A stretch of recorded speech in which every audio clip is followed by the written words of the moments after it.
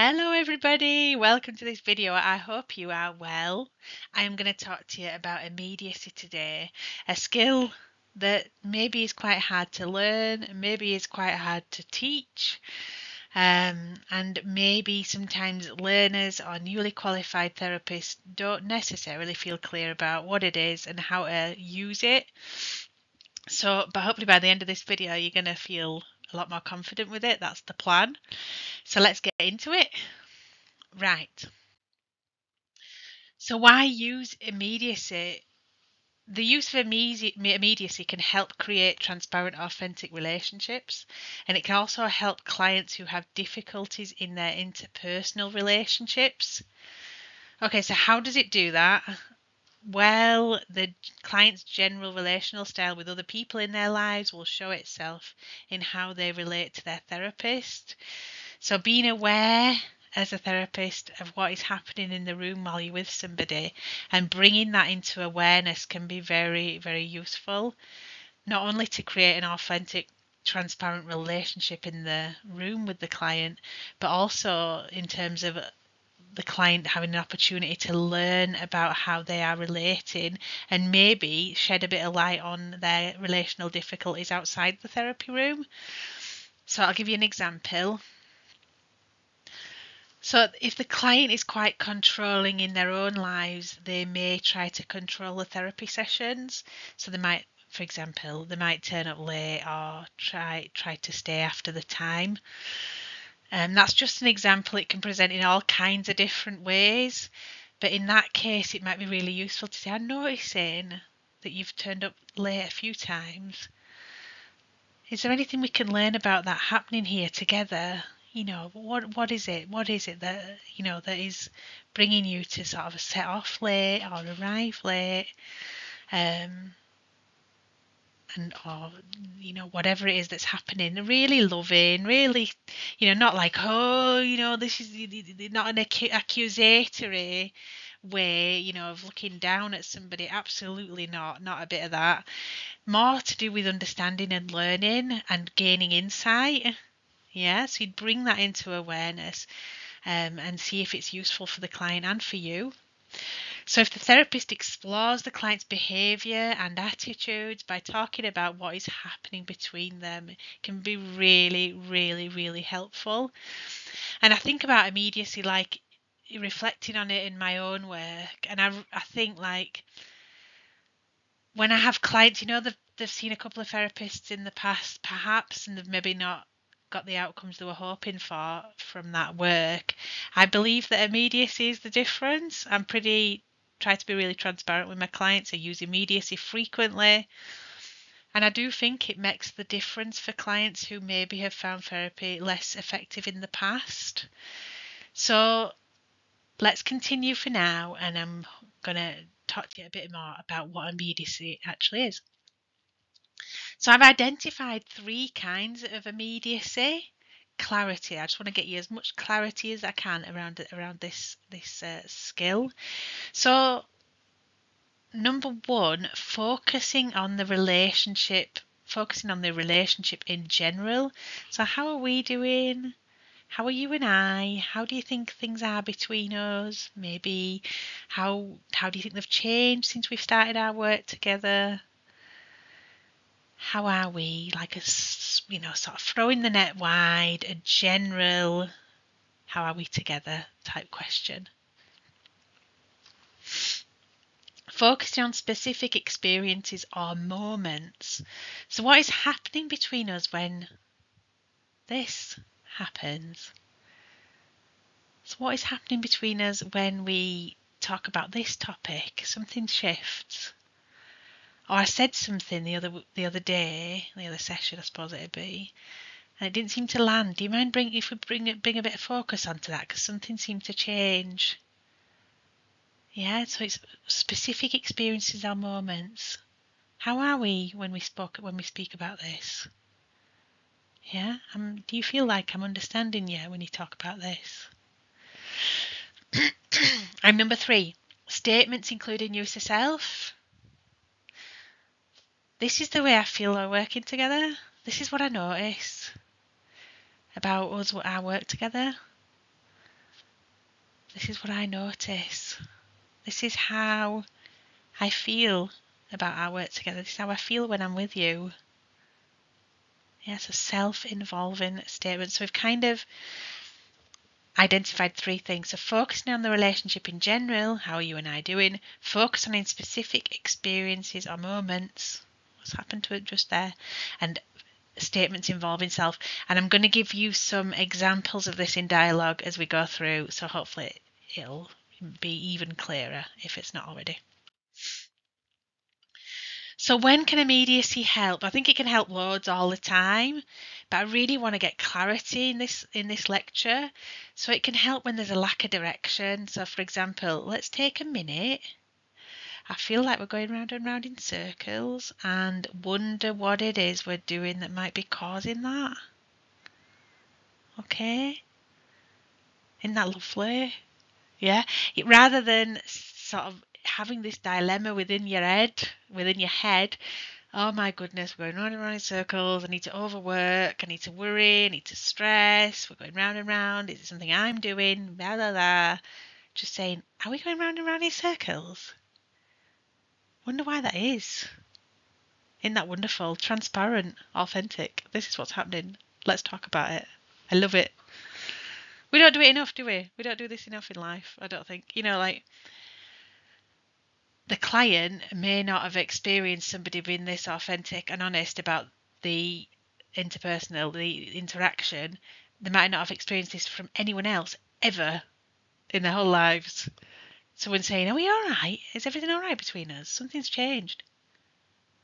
I know when I was talking to you just then, something just shifted. Can I ask you what happened in that moment? I don't know how if that word landed right. I love all this. It's so transparent and so authentic, and I love it. Rather than having these things in the confines of our head, rolling around, or, like maybe getting in the way of the alliance, the therapeutic relationship, just say, this is what I'm noticing. Tension. We seem to be frustrating each other. It might be helpful to stop a moment, see if we can clear the air. Okay, so those moments perhaps when I'll give you a random example. Maybe the client is saying, oh, I just need you to tell me what I need to do. I just need some, sort of tangible guidance.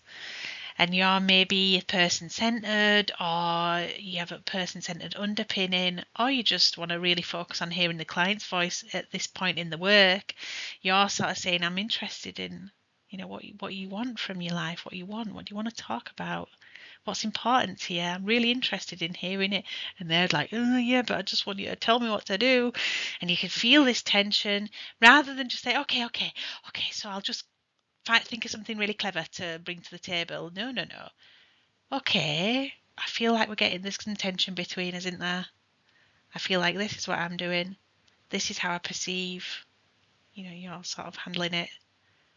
How can we find a way forward together? Yeah. So wonderful, isn't it? So lovely. Trust. I can see you hesitate, and I'm not sure whether it's related to me or not. What you're talking about feels quite heavy. I wonder if it might still be hard for you to trust me. Come to this space, me, a random woman, speaking about stuff that's so close to home. I wonder how you're feeling about being here, and if you can trust this space and trust me. And it's all right if that's something that's, we're still working on. It's all right. I'd just love to talk about this with you if you want to. Really tentative, really transparent, just lovely. So diversity, for example, we are from very different cultural backgrounds. I don't know if that has something to do with the fact that we seem to be stumbling quite a bit during our sessions. I really like open, transparent discussion about diversity. As I go through my work as a therapist, I've been working as a therapist for 12 years, either full-time or, part-time. I've been doing it for an awful long time, and now I feel like more and more, I believe totally bringing diversity intentionally to the table is very powerful. Asking a client, do you experience any prejudice at all in your life? Do you feel like you're treated or seen differently by others? And they can say no, which case, okay, great. If they say yes, and they've got a space to talk about it, I think that can be really powerful. I am here, I am inviting a discussion about diversity, and I am ready to hear the whole of your experience, not just the bits that might feel more societally comfortable. I want to know, and I am ready to know everything. Yeah? Dependency. You don't seem to feel okay to explore an issue until I give you permission to do so. And I seem to have let myself slip into the role of permission giver. So it can happen maybe where the client is used to putting other people first, concerning themselves with how others do and how others are feeling before themselves. And maybe the therapist on some level is a bit like that too. So they want the client to feel comfortable, to feel ready and able to speak about things. And they're giving that permission through maybe not even noticing they're doing it. But then the notice this pattern is sort of, okay, do you want to talk about that? Would you like to tell me a bit more about that? I'm here to listen if you want to speak about that. And then all of a sudden this permission,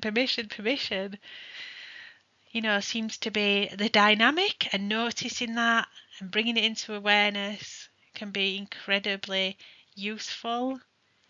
The relationship is so important that it is worth it. It is worth taking courage, being vulnerable and saying, this is what I'm noticing. Is it useful? What can we learn from it together? How can we make our relationship as therapeutic and as robust as we can? Counter dependency. So it seems that we're letting this session turn into a kind of tug of war between you and me. And if I'm not mistaken, both of us would like to win. Okay, so you might have a client who feels quite skeptical. I don't know, skeptical maybe about therapy.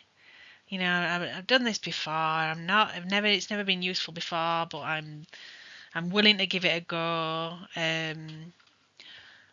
And you might be like, well, that's great because, I believe, I believe that therapy can be very powerful. Yeah, but it hasn't been powerful in my experience. This is just totally off the cuff. Surprisingly, I do not script these videos. They're totally off the cuff because that's the way I choose to roll. But that's just an example. And, you can feel this sort of tussle between the pair of you.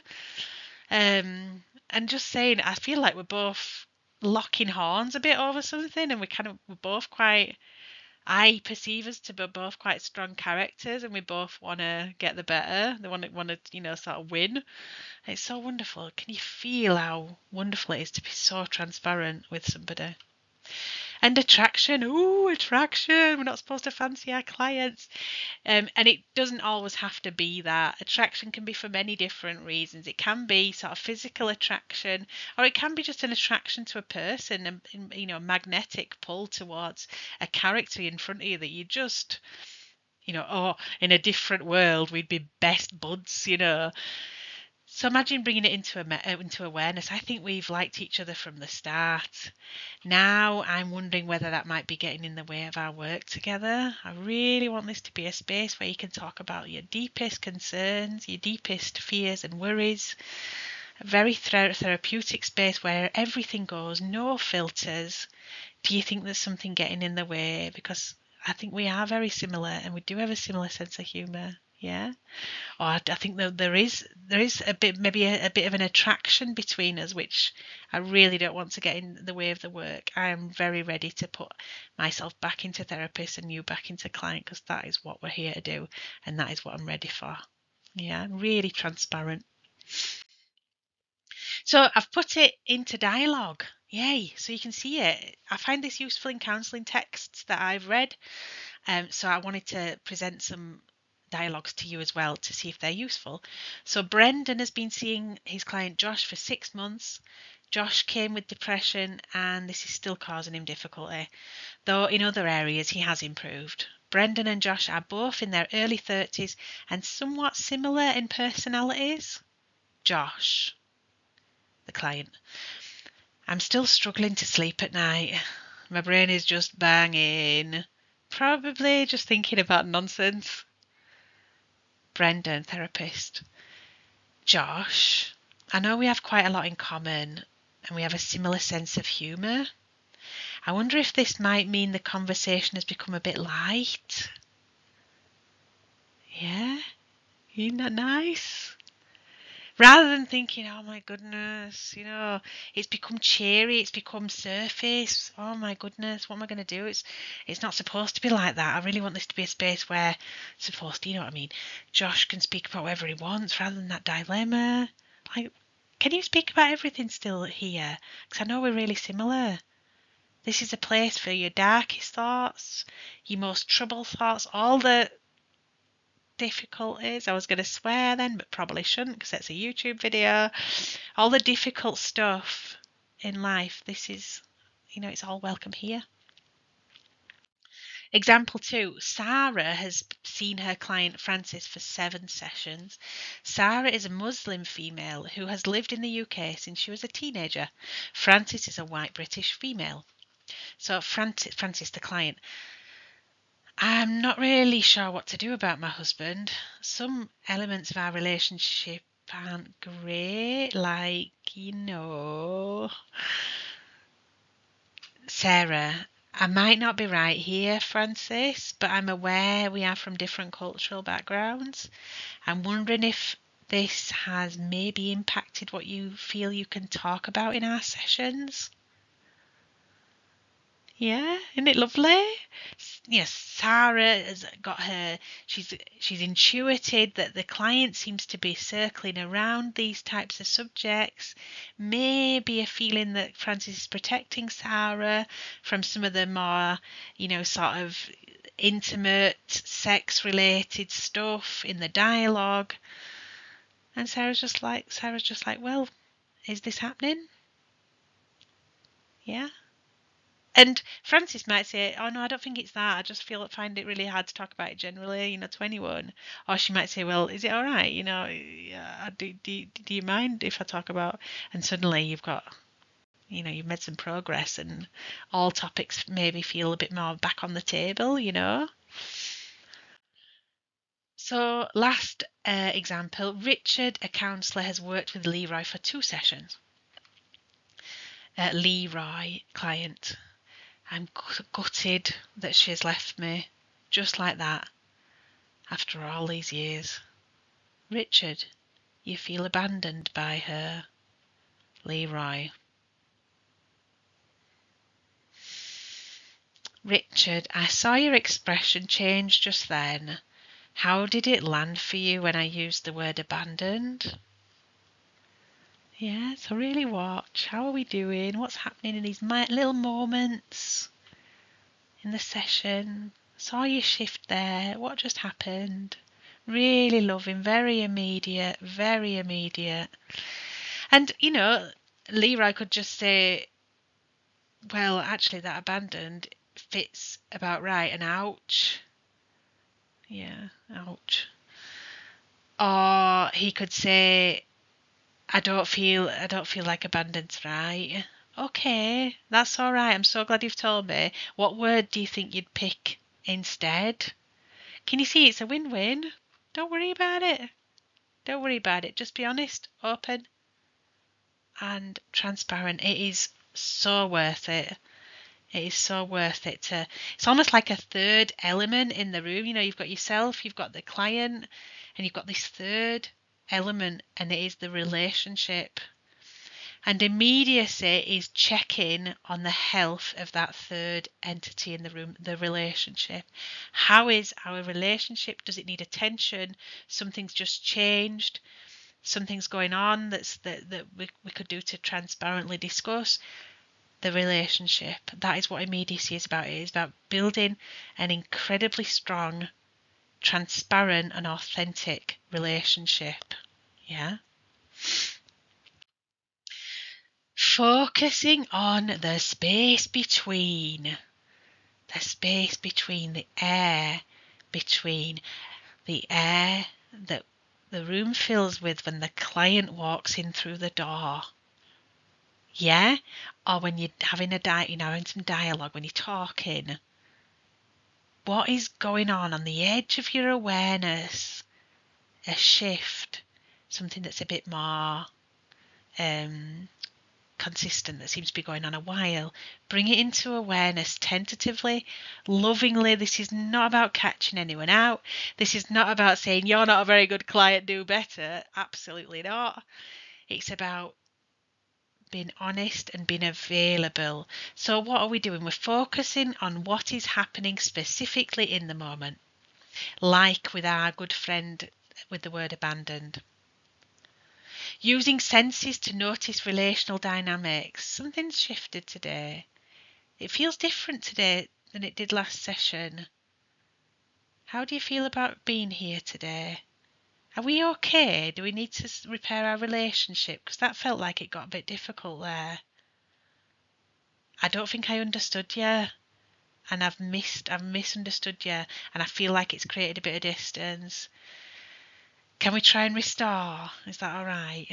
Focused on the relationship in general, inviting the client to explore how they feel about the relationship generally or relating to a specific moment or experience. Do you feel like you're understood here? Do you feel like you can speak with me about anything? Is there anything that you don't, feel comfortable to bring? And I'm not saying you have to go ahead and talk about it now, but is there anything that I can do to make this space feel more comfortable, more safe? Can you see it's just so important? Because you see, like, without immediacy and congruence, you can get an interaction, client and counsellor, or any interaction. It don't always have to be therapy. Any interaction, and there is so much material going on in the back of people's minds. She gave me a look there. What did that look mean? She, he, they, whatever. Don't seem to understand me. Don't understand me. That's fine. And it all goes on in his head, doesn't it? It doesn't need to, and it shouldn't, in my opinion, in therapy. This is the space for transparency, yeah? But take the pressure off yourself. It's not always easy to master, and it might not be one of the first skills you do start to use. But very importantly, it's vital that you get to know yourself incredibly well. Get to know who you are, what parts make up you, your history, your culture. Really become an expert of yourself. And this is not a destination, this is a journey, yeah? You'll be developing your self-knowledge for the rest of your days. And that's okay. That's what I'm doing and all, yeah? But get to know yourself incredibly well. Why? Because otherwise you might not know where your client ends and where you begin, yeah? So if you're in the room with a client and you feel like something's happening, something feels a bit different, a bit off, whatever it is, yeah? If you don't know, if you can't eliminate your own stuff from that, then it might be that your judgment's a little bit off about what might be going on in the dynamic. I'll give you an example. Let's say your client is talking about traditional values, strong work ethic. Quite a sort of traditional client, turn up for work, quite responsible in their attitudes towards work. And maybe I offer a challenge. I'm hearing that you feel quite,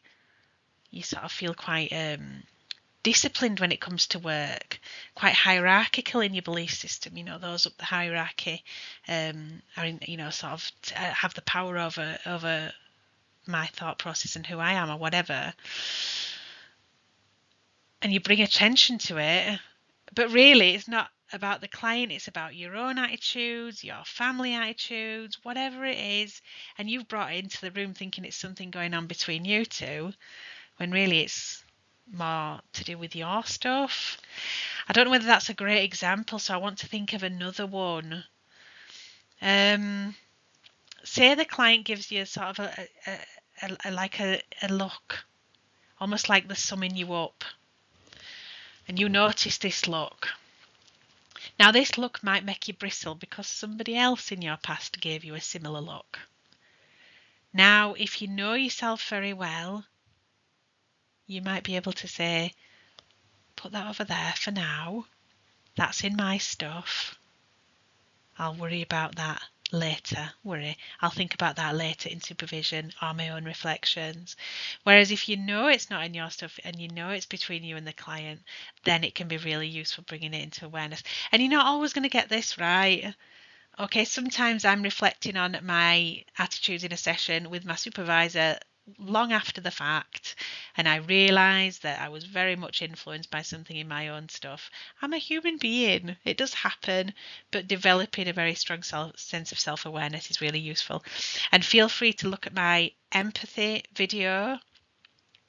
And I've also done a shorter video on self-reflection and self-development. And if you look at those videos, there's a bit that talks about questions you can ask yourself to develop your self-awareness, and that might be really useful as sort of a springboard for this for you.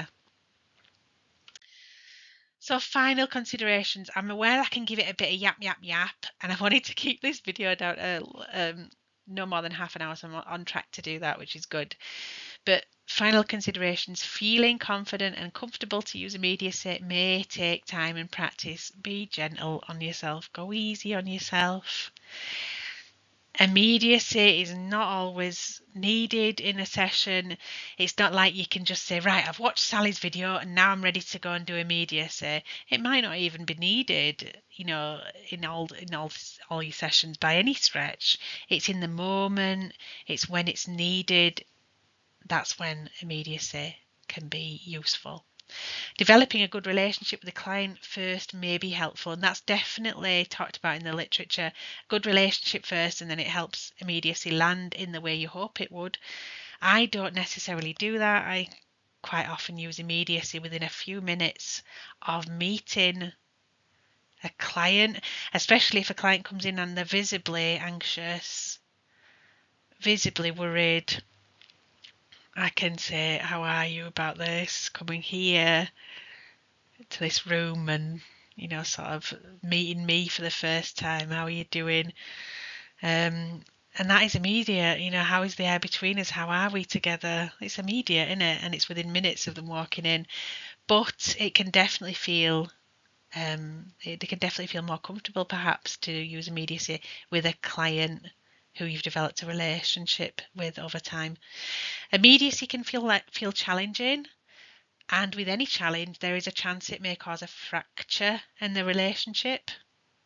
Discuss this openly and repair the relationship, repair the alliance. It's okay. You don't always have to get everything right all the time. We can't turn up as therapists and say, I'm flawless and perfect. I never make a mistake. But you can be flawed and you cannot be perfect. But I'm going to be perfect. We're turning up too, flawed and imperfect. Hallelujah. Yeah? So we're okay. It's okay. Just own it. Just say, I don't think that landed as I wanted it to and as I was hoping it to. Can we talk about that? Or I don't think that word was quite right there, was it? I noticed a bit of a shift. Yeah, just own it and repair if it needs repairing.